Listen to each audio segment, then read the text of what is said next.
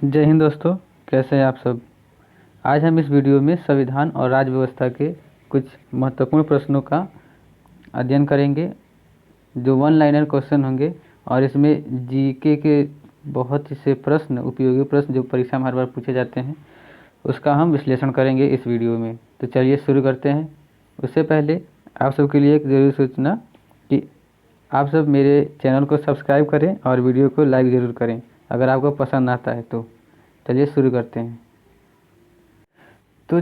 करते हैं। ये प्रश्न वन लाइनर प्रश्न है, यानी कि एक बार प्रश्न पूछा जाएगा और उसका उत्तर उसके नीचे दिया रहेगा। आपका पहला प्रश्न है कि भारत की सर्वप्रथम संविधान सभा की प्रारूप समिति के अध्यक्ष कौन थे। तो इसका सही उत्तर होगा डॉक्टर भीमराव अंबेडकर। आप डॉक्टर भीमराव अंबेडकर के बारे में जानते होंगे। अगर इस प्रश्न के स्थान पर होता कि संविधान के स्थायी अध्यक्ष कौन थे, तो आपका उत्तर क्या होता। इसका उत्तर होगा डॉक्टर राजेंद्र प्रसाद, जो भारत के पहले राष्ट्रपति रहे हैं। वो संविधान सभा के स्थायी अध्यक्ष थे। दूसरा प्रश्न है, नेशनल ग्रीन ट्रिब्यूनल किससे संबंधित मामलों को देखता है। आपका उत्तर है पर्यावरण संरक्षण और वन संरक्षण को। अगला प्रश्न आपका कि भारतीय संविधान में सिविल सेवाओं में कौन सी 3 श्रेणियों का प्रावधान किया गया है। आपके उत्तर हैं प्रशासनिक, पुलिस और भारतीय वन सेवाएं। ये जो तीनों सेवाएं हैं, ये भारत भर में कहीं भी आप सेवा कर सकते हैं। इसे अखिल भारतीय सेवा भी कहा जाता है, अखिल भारतीय सेवा। और आपको बता दें कि सिविल सेवाओं की परीक्षा भारत में 1833 से शुरुआत हुई है, जो 1833 के चार्टर एक्ट में दिया गया है। आप जब उसको पढ़ेंगे तो अच्छे से समझ में आएगा। आपका अगला प्रश्न है कि भारतीय संविधान का कौन सा अनुच्छेद निर्वाचन आयोग से संबंधित है। ये प्रश्न बहुत ही इम्पोर्टेंट है, आप इसको ज़रूर नोट करके रख लीजिएगा कहीं। तो इसका उत्तर होगा अनुच्छेद 324 में। अगला प्रश्न है, संविधान के किस संशोधन द्वारा मतदान की आयु 21 से घटाकर 18 वर्ष की गई है। आपको ये पता होगा कि जब भारत में ब्रिटिश शासन था तो उस समय मतदान केवल अमीर लोग या उच्च वर्ग के लोग ही दे सकते थे। फिर उसके बाद ये संशोधन हुआ कि 21 वर्ष के लोग देंगे, लेकिन उसके बाद 21 वर्ष से घटा करके 18 वर्ष कर दी गई। ये संविधान के 21वें संशोधन द्वारा ऐसा किया गया है कि 21 वर्ष से घटाकर 18 वर्ष मतदान की आयु कर दी गई है। आपका अगला प्रश्न है, राज्यपाल को और अगला प्रश्न ये है कि राज्य विधानसभा तथा लोकसभा के में महिलाओं के लिए आरक्षण बिल में कितने आरक्षण की बात कही गई है। तो आपका उत्तर है 335। अगला प्रश्न, प्रथम भाषाई राज्य किसे बनाया गया है। किसे बनाया गया था, यानी कि कौन सा ऐसा राज्य है जो भाषा के आधार पर बना है। तो आपका उत्तर होगा आंध्र प्रदेश। और आंध्र प्रदेश की राजधानी कहाँ है, हैदराबाद। आंध्र प्रदेश की राजधानी कहाँ है, हैदराबाद। और आपको बता दें कि हैदराबाद आंध्र प्रदेश सहित तेलंगाना की भी राजधानी हैदराबाद है। ऐसे भारत में एक और राजधानी है जो चंडीगढ़। चंडीगढ़ राजधानी भी 2 राज्यों की राजधानी है। कौन कौन सी, हरियाणा और पंजाब की। अगला प्रश्न है, किस राज्य विधानसभा में सदस्यों की अधिकतम संख्या है। यदि विधानसभा में सदस्यों की सबसे अधिक संख्या किस राज्य में है, तो आपका उत्तर होगा हमारा उत्तर प्रदेश। कौन सा, उत्तर प्रदेश। उत्तर प्रदेश की राजधानी कहाँ है, लखनऊ। और भारत की सबसे अधिक जनसंख्या जो है उत्तर प्रदेश में पाई जाती है। आप इसको भी याद रखेंगे कि जनसंख्या की दृष्टि से सबसे बड़ा राज्य उत्तर प्रदेश है। उत्तर प्रदेश के मुख्यमंत्री कौन है, माननीय आदित्यनाथ योगी जी। अगला प्रश्न, किस अनुच्छेद के अनुसार राज्य विधान परिषद बनाई या समाप्त की जा सकती है। तो अनुच्छेद कौन सा है, 169। तो अनुच्छेद 69 के अनुसार राज्य विधान परिषद बनाई या उसको समाप्त किया जा सकता है। अगला प्रश्न है, भारत की संविधान की 8वीं अनुसूची में कितनी भाषाएं हैं। तो कितनी भाषाएं हैं, 24 भाषाएं। और आपको बता दें कि सिविल सेवा में भी आप इन 24 भाषाओं में आप क्या दे सकते हैं, एग्ज़ाम दे सकते हैं। यानी कि उसमें एक परीक्षा होती है, भाषा की परीक्षा। तो आप उसमें इन 24 भाषाओं में से कोई भी भाषा को चुन सकते हैं और उस पर परीक्षा दे सकते हैं। सिविल सेवा में ऐसा प्रावधान है। प्रश्न अगला है, 73वां संवैधानिक संशोधन का संबंध किससे है? तो उसका उत्तर होगा पंचायती राज से, 7 पंचायती राज से। जो 73वां संविधान संशोधन हुआ था उसमें पंचायती राज के साथ संबंध है। अगला प्रश्न है, पंचायत समिति किसके प्रति अपने कार्यों के लिए जवाबदेही होती है? तो आपका उत्तर होगा लोक स्वास्थ्य, परिवार कल्याण एवं ग्रामीण स्वच्छता संबंधी कार्यों के लिए पंचायती समिति इनके प्रति उत्तरदायी या जवाबदेही होती है। अगला प्रश्न, स्थानीय स्वशासन संस्था से निर्वाचित पदधारकों को हटाने का प्रत्याहन प्रावधान कहाँ लागू किया गया था? तो आपका उत्तर होगा मध्य प्रदेश में। मध्य प्रदेश की राजधानी कहाँ है? भोपाल। मध्य प्रदेश की राजधानी कहाँ है? भोपाल। अगला प्रश्न, भारतीय संविधान के किस अनुच्छेद में अनुसूचित जनजाति और अनुसूचित जनजातियों के लिए आरक्षण का प्रावधान किया गया है? हम आपको बता दें कि अनुसूचित जनजाति क्या होती है। पहले तो समझते हैं कि जनजाति क्या होती है। जनजाति को भारत के मूल निवासी कहा जाता है। ये एक अलग परिवेश में रहते हैं, जैसे जंगलों में रहते हैं, या ये अपने अलग समूह बना करके रहते हैं, जहाँ इनके पास सामान्य जो व्यक्ति होता है उनकी तरह सुविधाएं नहीं होती हैं जनजाति लोगों के पास। जैसे उनके पास आधुनिक जैसे मोबाइल नहीं होगा या अन्य उपकरण जो शहरों में है या गाँव में है वैसा नहीं होता है, वो गाँव से भी पिछड़े होते हैं जनजाति। ये तो अनुच्छेद 335 में इनके लिए आरक्षण का प्रावधान दिया गया है। अगला प्रश्न, भारत में सूचना का अधिकार अधिनियम कब अधिनियमित किया गया था, यानी कब बनाया गया था सूचना का अधिकार? तो 15 जून 2005 को बनाया गया था। अगला प्रश्न, परिभाषा सूत्र की सिफारिश किस समिति ने की थी? तो आपका उत्तर होगा कोठारी समिति। कोठारी समिति ने परिभाषा का सिफारिश की थी। अगला प्रश्न, किस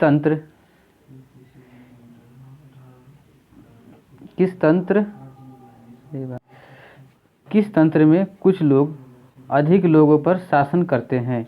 तो उत्तर कौन होगा? अल्पतंत्र जाने वाला कानून। यानी कि जहाँ पर कम लोग होंगे उनमें से एक नेता बनेगा और उन लोगों पर क्या करेगा? शासन करेगा। एक तंत्र का अर्थ क्या होता है? तो एक तंत्र का अर्थ होता है मात्र एक व्यक्ति द्वारा निरंकुश शासन। निरंकुश शासन एक तंत्र होता है।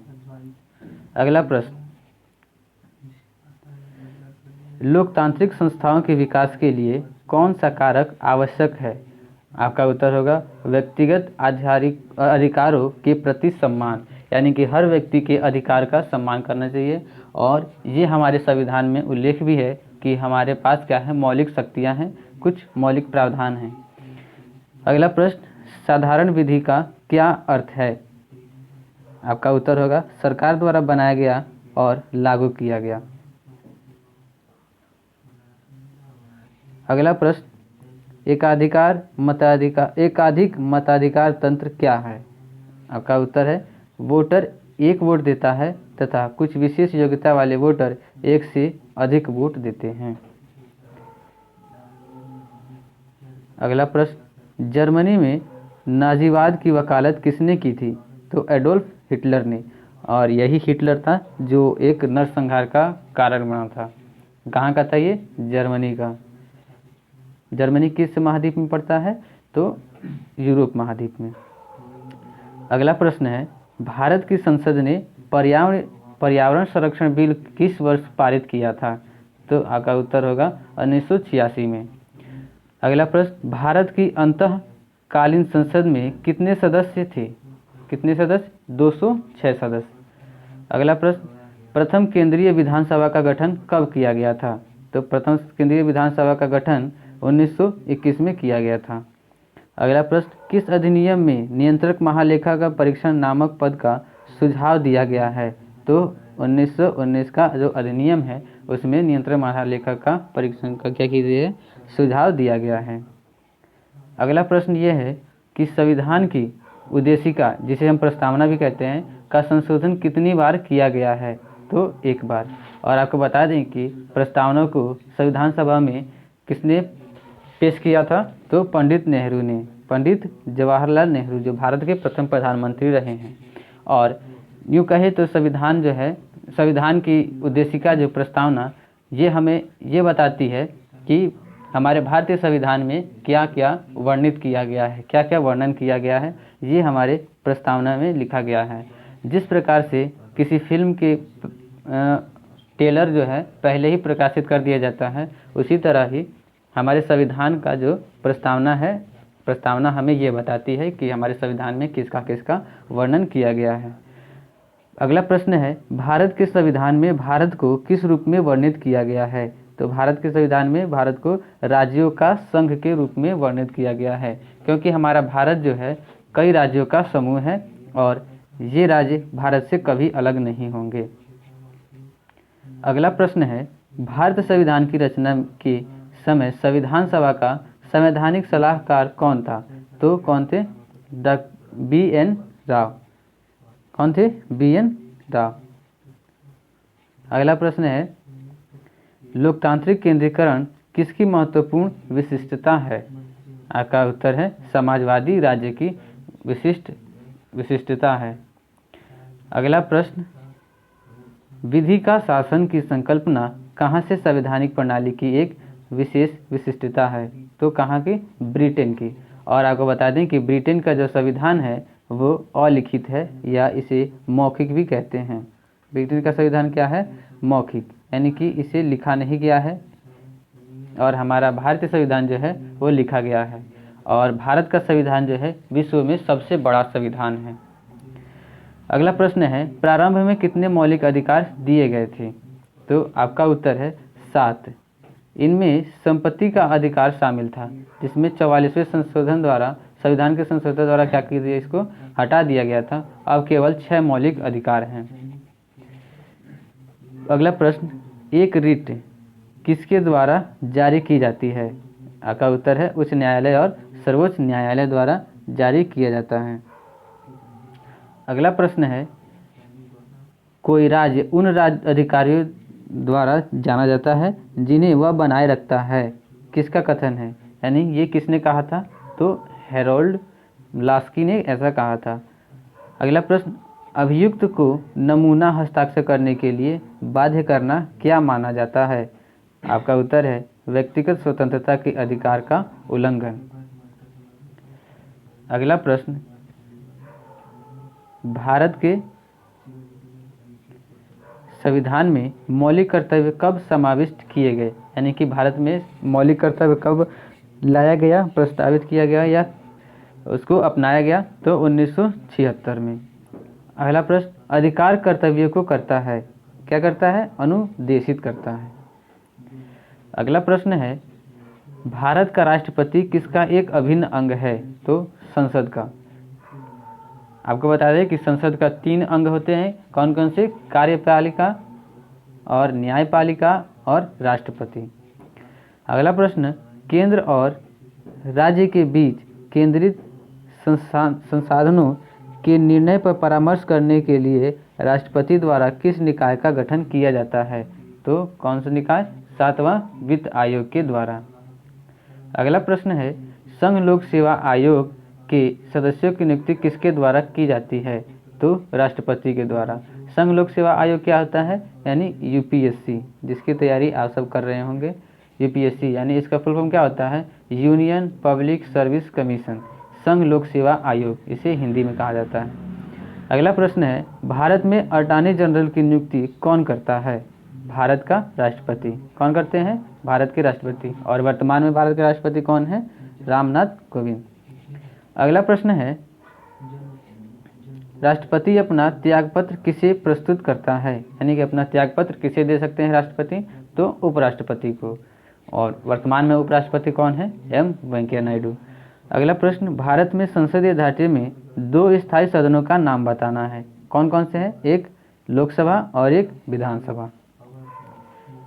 अगला प्रश्न है, भारतीय संघ में नए राज्य की स्वीकृति कौन देता है? तो संसद। यानी कि भारत में नए राज्य को यदि मिलाना है या नए राज्य बनाने हैं तो संसद द्वारा इसका पहले मान्यता प्राप्त करनी होगी या उसे प्रस्ताव पेश किया जाएगा। अगला प्रश्न है, अखिल भारतीय सेवाओं की सृजन की शक्ति किसे प्राप्त है? तो संसद को।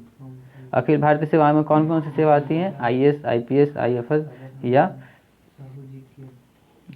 IRS, जितनी भी UPSC या अन्य सेवाएं होती हैं। अगला प्रश्न है, मंत्रिपरिषद सामूहिक रूप से किसके प्रति उत्तरदायी है? तो किसके प्रति? लोकसभा के प्रति। अगला प्रश्न है, सरकार की मंत्रिमंडल प्रणाली की सबसे महत्वपूर्ण विशेषता क्या है? क्या है विशेषता?